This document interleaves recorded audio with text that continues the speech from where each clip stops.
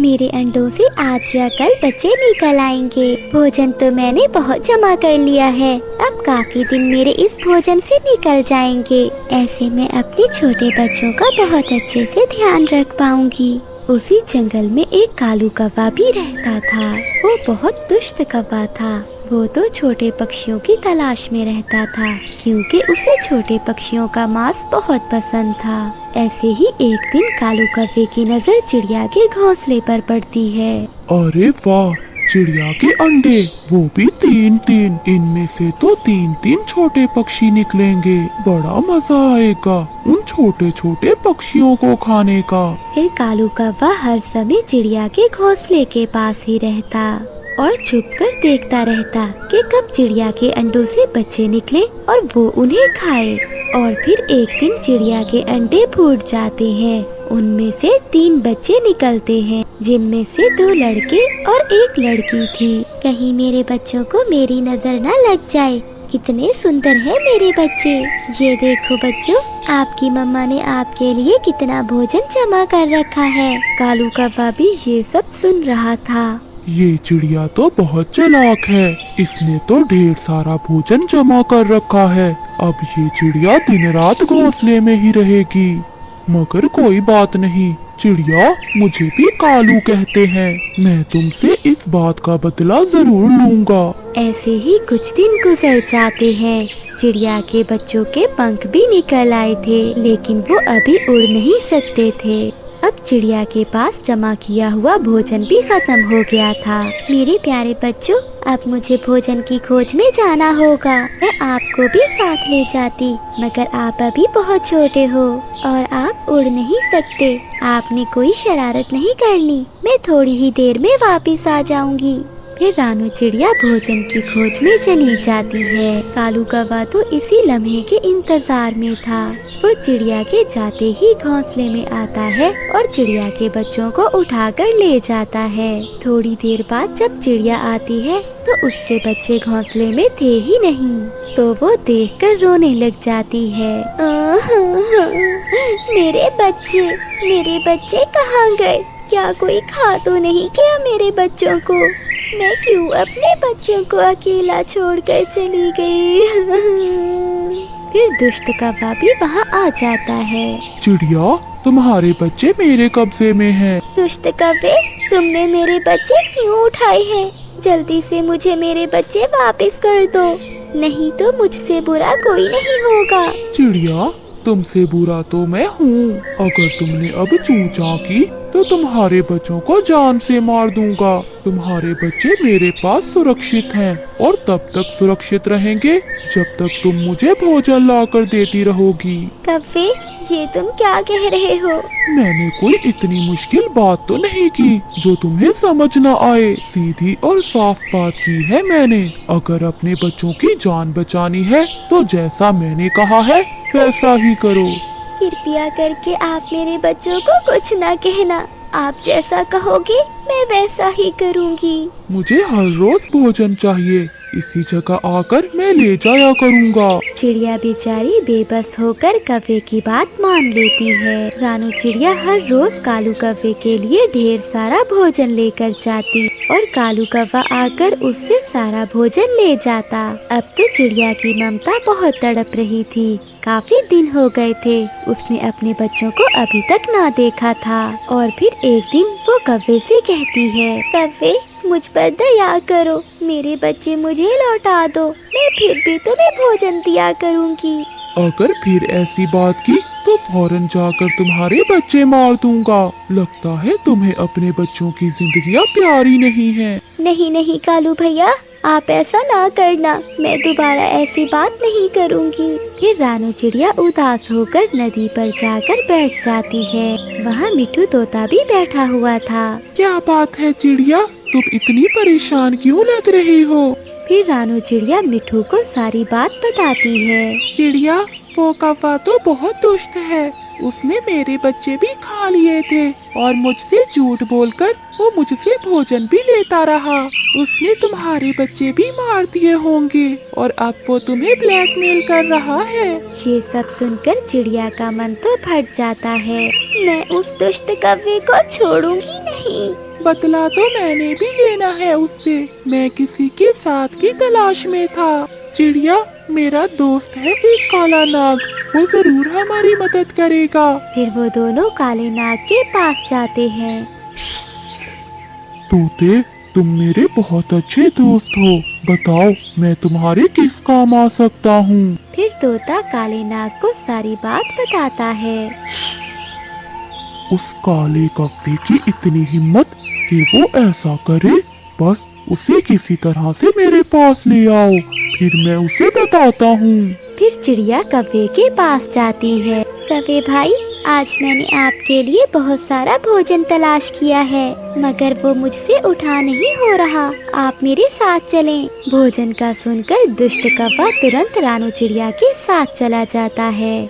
जब वो जाकर तोते को देखता है तो कहता है, चिड़िया, क्या तुम इस तोते के साथ मिलकर मेरे साथ कोई साजिश तो नहीं कर रही हो? पहले मुझे तुम बताओ, तुमने मेरे बच्चे क्यों खाए? अच्छा, इस तोते ने तुम्हें सब बता दिया है। अगर बता ही दिया है तो सुन लो, मैंने तो तुम्हारे बच्चे उसी दिन ही खा लिए थे जिस दिन मैंने उन्हें पकड़ा था, और अब तुम दोनों भी मरने के लिए तैयार हो जाओ। आज मरना हमने नहीं बल्कि तुमने है। इससे पहले कि कालू कौवा आगे बढ़ता, पीछे से काला नाग आकर कालू कौवे को पकड़ लेता है और कालू कौवा वहीं मर जाता है और अपने अंजाम को पहुंच जाता है।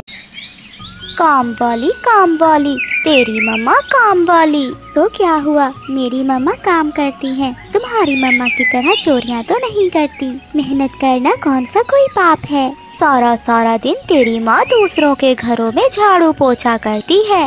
गरीब है गरीब, तेरी मम्मा गरीब है। जग्गू कौवा हमेशा गुड्डू को ऐसा कहकर छेड़ा करता था। गुड्डू घर जाकर रोने लग जाता है। गुड्डू बेटा, क्या हुआ, आप ऐसे क्यों रो रहे हो? क्या आज फिर आपको किसी ने छेड़ा है?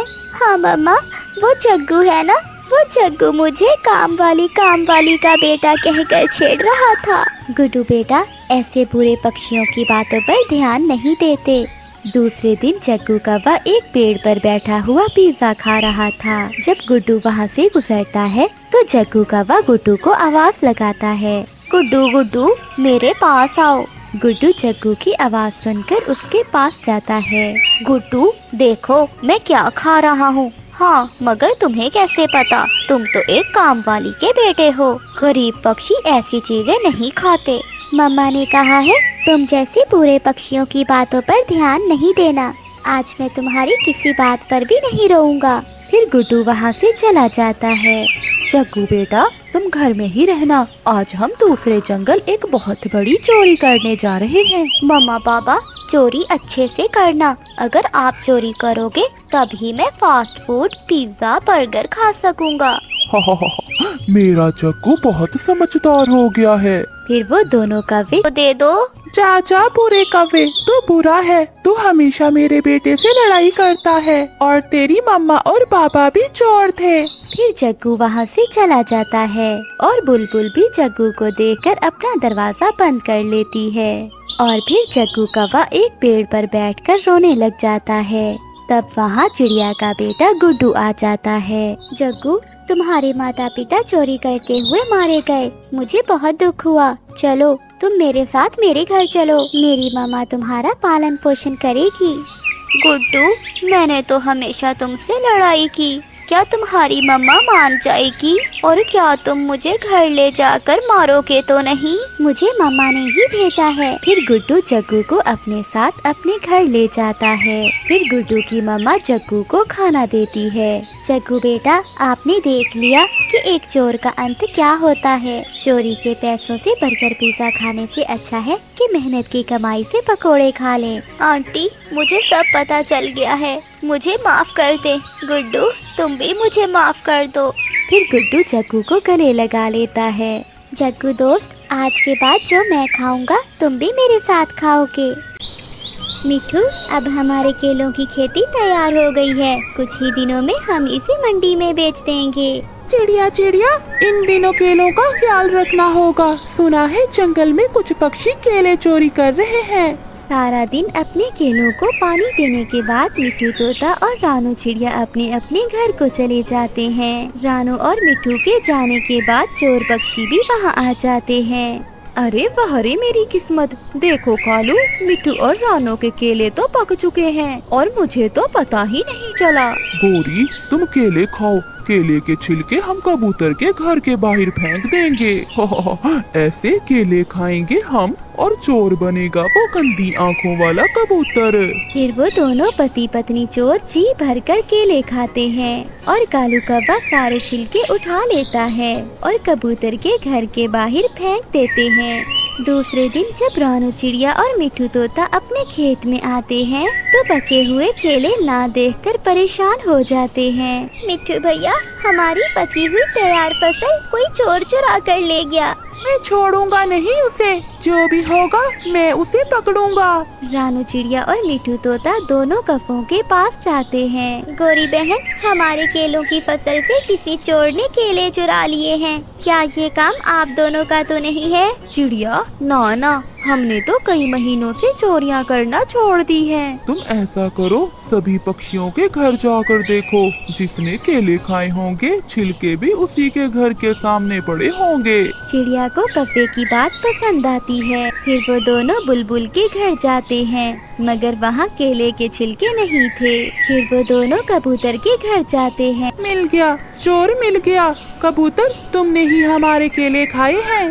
कबूतर भैया, अब आप भी कौवों की तरह चोरियां करने लग गए हैं। अगर केले खाने का ज्यादा ही मन कर रहा था तो मांग लेते, चोरी करने की क्या जरूरत थी। नहीं मिट्ठू और चिड़िया, मैं चोर नहीं हूँ। मैंने आपके खेत से केले नहीं चुराए। तो फिर ये केले के छिलके कहाँ से आए? आज के बाद अगर मुझे खेत में नजर आए तो जान से मार दूंगा मैं तुम्हें। ये जरूर किसी की शरारत होगी। चिड़िया और मिट्ठू तोता कबूतर से गुस्सा होकर वहाँ से चले जाते हैं। अब मुझे खुद को सच्चा साबित करने के लिए असल चोर को पकड़ना होगा। अगर असल चोर ना पकड़ा गया तो चिड़िया और मिट्ठू मुझे ही चोर समझेंगे। कालू जी, उस मिट्ठू और चिड़िया ने तो कबूतर को ही चोर बना दिया। हाँ गोरी, केले खाए हमने और चोर बना वो कबूतर। हाँ कालू, आज फिर से केले खाएंगे और चोर बनेगी वो मोटी बुलबुल। फिर वो दोनों अपने घर से निकलते हैं। रानू चिड़िया और मिट्ठू तोता पौधों को पानी देकर वहाँ से चले जाते हैं। रानू चिड़िया और मिट्ठू तोता फिर से घर चले जाते हैं, मगर आज कबूतर केलों के पेड़ के पीछे छुप कर बैठा हुआ था। उसे खुद को सच्चा जो साबित करना था। इधर मौका देखकर गोरी कौवी और कालू कौवा चिड़िया के खेत में आ जाते हैं। 1 2 3, गोरी काम शुरू करो। वो दोनों केले के पेड़ से पके हुए केले तोड़कर खाने लगते हैं। पीछे से कबूतर भी आ जाता है। जिसने खाए केले वही बनेगा चोर। तुम दोनों पकड़े गए हो। फिर चिड़िया और मिट्ठू भी वहाँ आ जाते हैं। चिड़िया और मिट्ठू, ये रहे तुम्हारे चोर, मैं चोर नहीं हूँ। कबूतर, हमने तो केले आज पहली बार खाए हैं। गौरी की बच्ची, केले खुद खाए और इल्जाम लगाया कबूतर पर। आज तो हम तुम्हें छोड़ेंगे नहीं। मारो इन्हें, मारो, आज हम इन्हें नहीं छोड़ेंगे। ऐसे रानू चिड़िया और मिट्ठू कौवों के पीछे पीछे और कौवे आगे आगे भागते हैं। ऐसे केले चोर पकड़े जाते हैं। प्यारे दोस्तों, इस कहानी को लाइक, चैनल को सब्सक्राइब और अपने दोस्तों के साथ शेयर करना मत भूलिएगा। आपका धन्यवाद। गोरी कौवी बहुत फिसादन कौवी थी। वो दूसरों के घर में फसाद डालकर बहुत खुश होती, खासकर जब वो पति पत्नी में लड़ाई डलवाती, फिर तो वो बहुत खुश होती। एक दिन गोरी कौवी लूसी कबूतरी के घर जाती है। लूसी बहन, क्या कर रही हो? कुछ नहीं गोरी, बस ऐसे ही आराम कर रही थी। लूसी, तुम तो मुझे बहुत कमजोर लग रही हो और तुम्हारा पति न जाने पक्षियों से क्या क्या कहता फिर रहा है। क्या कहता है मेरा पति पक्षियों से? लूसी, छोड़ो इन बातों को। क्या अब तुम्हारा दिल दुखाना? गोरी मेरी सहेली, बताओ तो क्या कहता है मेरा पति? अगर तुम इतना जिद कर रही हो तो बता ही देती हूँ। कल मैं आम के ऊपर वाले तने पर बैठी थी, तो नीचे वाले तने पर तुम्हारा पति कबूतर और वो मोटी चोंच वाला चुगलखोर तोता आकर बैठ गए और वो दोनों चुगलियाँ करने लगे। तोता अपनी हरियाली की और कबूतर आपकी चुगलियाँ कर रहा था। कबूतर कह रहा था कि तुम उसके हिस्से का भोजन खा लेती हो और वो बेचारा भूखा ही रहता है, और तुम खा खा कर मोटी भैंस बनती जा रही हो, और वो तुमसे डरता भी है, और तुमने उसका जीना हराम कर रखा है। लूसी मेरी सहेली, अब मैं तुम्हें इतना ही बताऊंगी। मैं नहीं चाहती कि तुम्हारा सारा खानदान मोटा होगा। लूसी चुप कर जाओ, अब मेरा गुस्सा बर्दाश्त से ज्यादा होता जा रहा है। ऐसा ना हो कि मैं तुम्हें घर से निकाल दूं। हाँ हाँ निकाल दो, और ले आओ कोई अपनी स्मार्ट महबूबा। बाहर बैठी गोरी कभी के दिल में तो लड्डू फूट रहे थे। वो कबूतर और कबूतरी की लड़ाई को बहुत एंजॉय कर रही थी। अगले दिन गोरी कभी बैठी कुछ और ही सोच रही थी। कल तो उस कबूतर और कबूतरी में लड़ाई देखकर मजा ही आ गया। आज मैं चिड़िया के पास जाती हूँ। बड़ा प्यार है उन दोनों पति पत्नी में। आज तो उनके दरमियान लड़ाई टलवा कर ही रहूंगी। फिर गोरी कभी चिड़िया के घर जाती है। चिड़िया, आज मैं तुमसे एक बात करने आई हूँ। बात तो परेशानी की है, मगर तुम्हें बर्दाश्त करना होगा। गोरी बहन क्या हुआ, जल्दी बताएं, मेरे दिल की धड़कन तो तेज हो गई है। कल मैं अपनी माँ के जंगल गई थी। मेरी माँ ने बताया कि तुम्हारा पति रोज उस जंगल में आता है। उसका चक्कर चल रहा है किसी चिड़िया से, और तो और वो कुछ दिनों में शादी करने वाले हैं। गोरी तुम झूठ बोल रही हो, मेरे पति ऐसे नहीं हैं। कभी कभी जो नजर आता है वैसा होता नहीं है। ऐसा कहते हुए गोरी कभी वहाँ से चली जाती है। ये गोरी कभी बहुत फसादन है, ये जरूर मेरे घर में फसाद डलवाना चाहती होगी। मुझे पहले अपने पति को आजमाना होगा, फिर ही मैं उनसे बात करूँगी। फिर रानू चिड़िया एक चिट्ठी लिखती है और उसे रखकर खुद एक कमरे में छुपकर बैठ जाती है। थोड़ी देर बाद उसका पति भी आ जाता है। रानो, रानो कहाँ हो आप? न जाने रानो कहाँ चली गई है। अरे ये चिट्ठी कैसी है?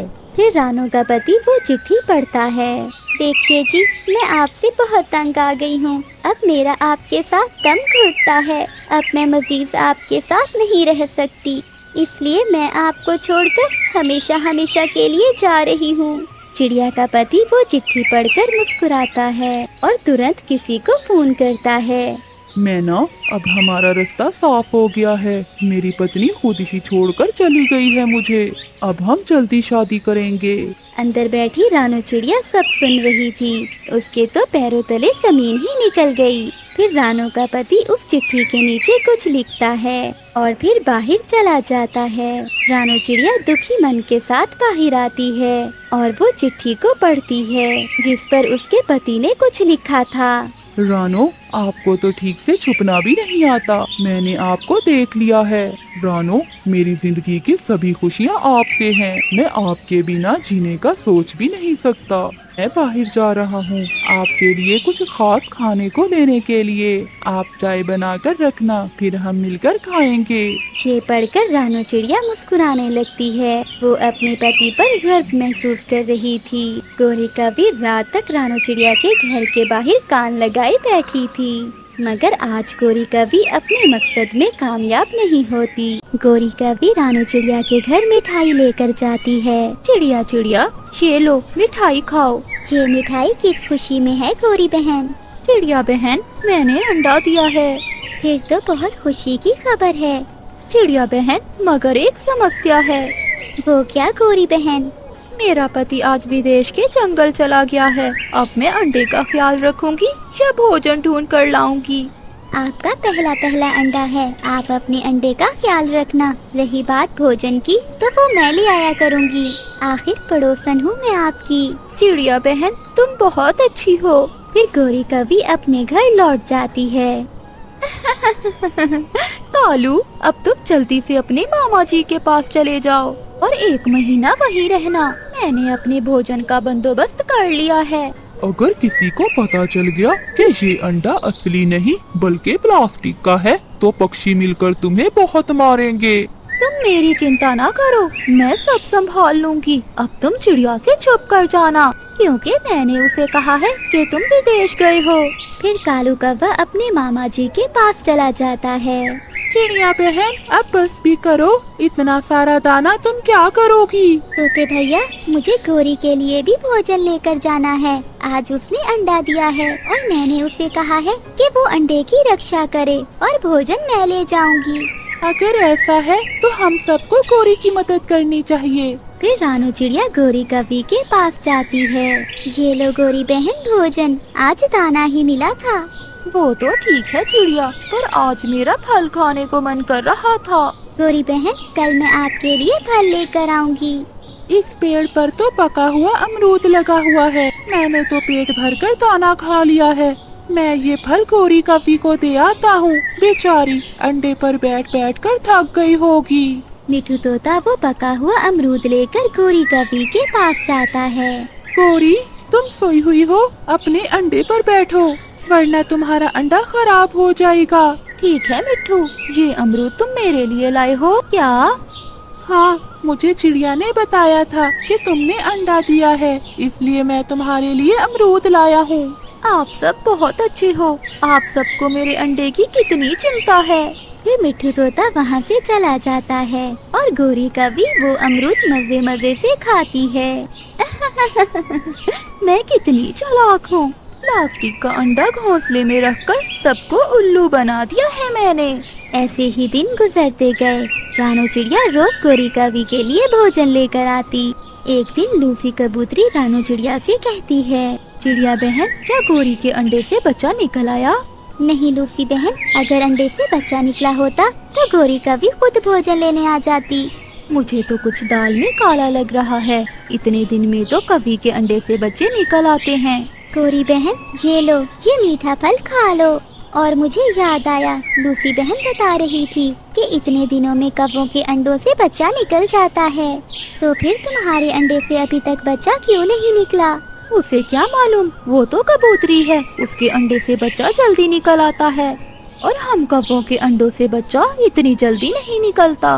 अच्छा, अब मैं चलती हूँ। कई दिन गुजर जाते हैं मगर गोरी कवि के अंडे से बच्चा नहीं निकलता। बच्चा निकलता भी कैसे, वो अंडा तो प्लास्टिक का था। गोरी कवि ने तो पक्षियों को बेवकूफ बनाया हुआ था। चिड़िया, आज मैं भी आपके साथ जाऊंगी और देखूं तो सही वो अंडा कैसा है जिसमें से अभी तक बच्चा नहीं निकला। फिर लूसी कबूतरी रानो चिड़िया और मिठू के साथ गोरी के घर जाती है। गोरी बहन, ये लो चावल, जब अंडे से बच्चा निकलेगा तो उसे जरूर बताना कि उसका मिठू मामा हर रोज उसके लिए भोजन लाता था। और ये भी बताना कि चिड़िया मौसी भी हर रोज खाना लेकर आती थी।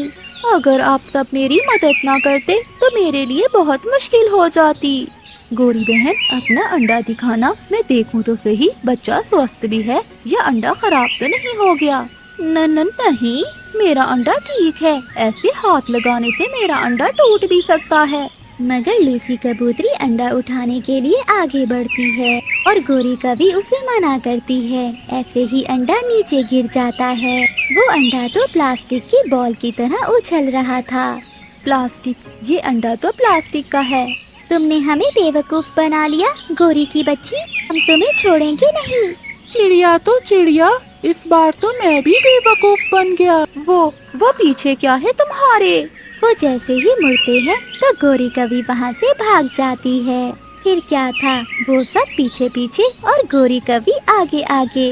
वो गोरी कवि को पूरे जंगल में घुमाते हैं और वो सब अपनी बेवकूफी पर अफसोस करते हैं। प्यारे दोस्तों, इस कहानी को लाइक, चैनल को सब्सक्राइब और अपने दोस्तों के साथ शेयर करना मत भूलिएगा। आपका धन्यवाद। सौतेला पिता। रानो चिड़िया का पति तो 2 दिन पहले मर चुका था। वो अपनी सास के साथ रहा करती थी। उसकी एक छोटी सी बेटी भी थी जिसका नाम गुड़िया था। गुड़िया अभी बहुत छोटी थी। एक दिन सास चिड़िया अपनी बहू से कहती है, बहू, ओ बहू, तू दूसरी शादी कर ले। मैं तो बूढ़ी हो चुकी हूँ, कुछ दिन की मेहमान हूँ। मेरे बाद तेरा और तेरी बेटी का क्या होगा? तुम सोचो इस बारे में बेटी। नहीं माँ, ऐसा ना बोले, मैं दूसरी शादी कभी नहीं करूँगी। और फिर ऐसे कुछ दिन बीत जाते हैं। एक दिन सास चिड़िया की तबीयत बहुत खराब हो जाती है। बहू, मेरा समय आ गया है। मेरे बाद तेरा और तेरी बेटी का क्या होगा? मैं तो तुझे पहले ही कहती थी कि दूसरी शादी कर ले, पर तूने मेरी बात ना मानी। माँ, आप ऐसा न बोले, आप ठीक हो जाएंगी, कुछ नहीं होगा आपको, ऊपर वाला सब ठीक कर देगा। मैंने आकाश जी को तो खो लिया, परंतु आपको कुछ नहीं होने दूंगी। मैं जाती हूँ डॉक्टर के पास। सास चिड़िया एक लंबी सांस लेती है और मर जाती है। आप भी मुझे छोड़कर चली गई, आकाश तो पहले ही चले गए थे। और फिर ऐसे अब रानो चिड़िया बेचारी भोजन की खोज में जाने से बहुत डरती थी, क्योंकि गुड़िया घर पे अकेली होती थी और चीलों का खतरा भी था। कुछ दिन बाद कबूतरी चिड़िया से मिलने उसके घर आती है। मैं एक चिड़े को जानती हूँ, वो शादी करना चाहता है, तुम उससे शादी कर लो ना रानो। शायद आप ठीक कह रही हो कबूतरी बहन, मैं अपनी बच्ची को अकेला भी घर पर नहीं छोड़ के जा सकती, मेरे अलावा मेरी बेटी का है ही कौन। और फिर ऐसे रानो चिड़िया उस चिड़े के साथ शादी करने के लिए मान जाती है और रानो की शादी उस चिड़े के साथ हो जाती है। वो चिड़ा कुछ समय तक तो गुड़िया से बहुत अच्छा व्यवहार करता है, परंतु कुछ समय बाद उसका व्यवहार गुड़िया से बदलने लगता है। पापा पापा, मैं आज आपके साथ सो जाऊं? नहीं, जा अपनी माँ के साथ सो जा, मुझे किसी के साथ नींद नहीं आती। आ जाओ बेटा गुड़िया, मेरे पास आ जाओ। और फिर ऐसे गुड़िया अपनी माँ के पास सो जाती है। अगले दिन जब गुड़िया नाश्ता कर रही थी, तब उसका पापा उसे घूर घूर कर देख रहा था। तू तो ऐसे पराठे खा रही है जैसे तेरे पिता ने तुझे कभी कुछ खिलाया ही ना हो। भूखी कहीं की, कम खाया कर कम। और फिर जब गुड़िया बेचारी झरने पे गई, तो उसका पापा उसकी माँ को अपने पास बुलाकर कहता है, रानो, हद है तेरी बेटी आवारा की, जब देखो घूमने निकल जाती है। तू इसको सीधे से समझा दे कि ये सब मेरे घर नहीं चलेगा, वरना मैं इसको घर से निकाल दूंगा। मेरा खा रही है बैठी कहीं की। आपने आखिर ये साबित कर दिया कि आप गुड़िया के सौतेले पिता हो। आप मेरी बेटी के बारे में ऐसा कुछ न कहें, बहुत सुन ली मैंने आपकी। आप उसे हमेशा टोकते हैं। रात उसने आपके साथ सोने का कहा तो वो भी आपने मना कर दिया। जब वो नाश्ता कर रही थी तब भी आपने उसे इतना डांटा। हर छोटी छोटी बात पर आप गुड़िया को बहुत डांटते हैं। दूसरी ओर गुड़िया झरने पे बैठी अपनी सहेली मीना से बातें कर रही थी। तेरा तो तेरा पापा तो तुझे बहुत मारता होगा, बहुत अत्याचार करता है ना तेरा पापा? ऐसा नहीं है, पापा बहुत अच्छे हैं, पापा बहुत अच्छे हैं। मुझे तो वो वैसे ही प्यार करते हैं जैसे मेरे असली वाले पापा प्यार करते थे। वाह, फिर तो तुम लकी हो, ऐसे किस्मत वालों को ऐसे पापा मिलते हैं। हाँ, बहुत लकी हूँ मैं तो। फिर ऐसे गुड़िया घर आ जाती है। मम्मा चिड़िया अपनी बेटी को ठंडा ठंडा पानी देती है। मुझे तो नहीं देती ऐसे ठंडा पानी, जब मैं थका हारा काम से कर लौटता हूँ। ऐसे एक दिन जब गुड़िया और उसकी माँ नदी पे बैठी थी, तो वहाँ गौरी कभी आ जाती है। रानो, तेरा पति और तेरी सास कुछ समय पहले ही तो मरे हैं। तूने तो दूसरी शादी भी कर ली, बड़ी बेशरम है तुम। एक पति मरा कि दूसरे से शादी कर ली। तौबा तौबा, कैसे पक्षी रहते हैं हमारे जंगल में। आप मेरी मम्मा से ऐसी बात न करो, ये बहुत बुरी बात है किसी के साथ ऐसे व्यवहार करना। चुप चुप छोटी पिंटी, तेरा सौतेला पिता तुझे सबक सिखा देगा, फिर तुझे पता चलेगा कैसे चांद चला रही है। पापा बहुत अच्छे हैं, पापा बहुत अच्छे हैं। ऊपर बैठी कबूतरी भी ये सारी बातें सुन रही थी। रानो चिड़िया अपनी बेटी गुड़िया को साथ लिए अपने घर आ जाती है। अब तो पापा चिड़िया गुस्से में कभी कभी गुड़िया को दो चार लगा भी देता था।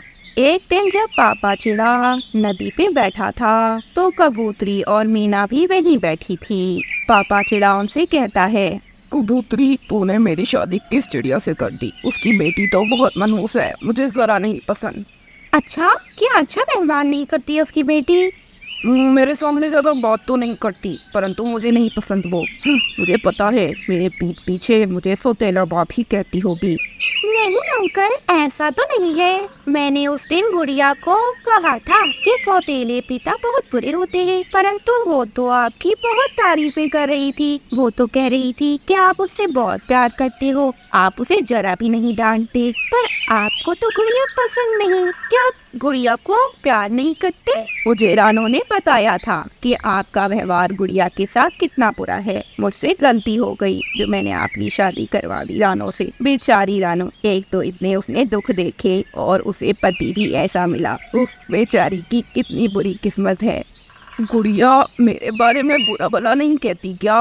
और फिर उसे सारी बात कबूतरी बताती है जो गोरी कवि कह रही थी और गुड़िया ने जो कहा। और मीना भी वो बातें बताती है कि कैसे गुड़िया अपने पापा की तारीफें करती थी। पापा चिड़िया शर्मिंदा होता है और घर जाकर गुड़िया से माफी मांगता है और फिर वो सारा परिवार खुशी से रहने लगता है। कैसी लगी आपको हमारी आज की कहानी? हमें कमेंट सेक्शन में जरूर बताइएगा। आप सबका बहुत बहुत धन्यवाद।